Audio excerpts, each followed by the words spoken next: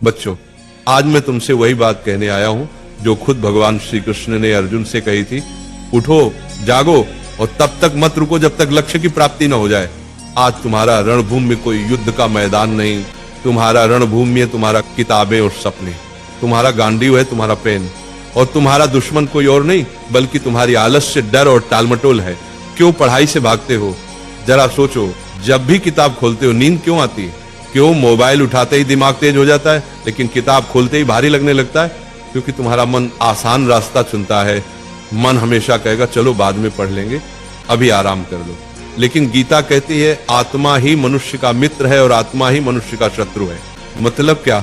अगर तुम मन को कंट्रोल कर लो तो वही तुम्हारा सबसे बड़ा साथी है, लेकिन अगर मन ने तुम्हें कंट्रोल कर लिया तो वही तुम्हें बर्बाद कर देगा। अर्जुन भी डरा हुआ था। उसने कहा, हे माधव, मैं नहीं लड़ सकता, मेरा मन विचलित है। श्री कृष्ण ने कहा, हे पार्थ, उठो, तुम्हारा कर्तव्य युद्ध करना है और युद्ध से भागना अधर्म है। अब सोचो, अर्जुन को कुरुक्षेत्र का युद्ध जीतना था और तुम्हें अपनी पढ़ाई का युद्ध जीतना है। अर्जुन अगर मैदान से भागता तो इतिहास उसे कायर के रूप में याद करता। अगर तुम पढ़ाई से भागते हो तो आने वाली पीढ़ियां तुम्हें हारने वाले के रूप में जानेंगी।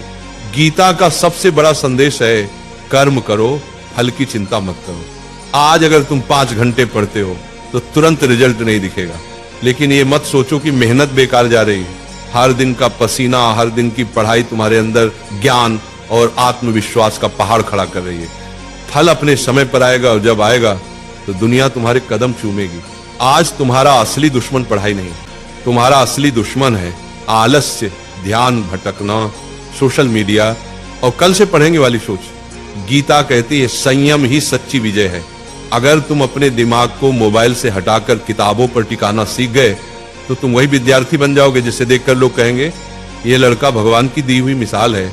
याद रखो, अर्जुन ने युद्ध इसलिए जीता क्योंकि श्री कृष्ण उसके साथ थे। तुम्हारे पास भी श्री कृष्ण है, तुम्हारे गुरु, तुम्हारी किताबें और तुम्हारा विश्वास। जब भी थक जाओ ये मंत्र याद करो, उठो अर्जुन, पढ़ाई तुम्हारा धर्म है, पढ़ाई तुम्हारा कर्म है। तुम्हारा धर्म अभी सिर्फ एक है, पढ़ाई। बाकी सब इंतजार कर सकता है लेकिन समय नहीं। वक्त निकल गया तो कोई गुरु तुम्हें नहीं बचा पाएगा। अर्जुन ने मैदान में खड़े होकर कहा था, हे माधव, अब मैं तैयार हूं, अब मैं अपने धर्म का पालन करूंगा।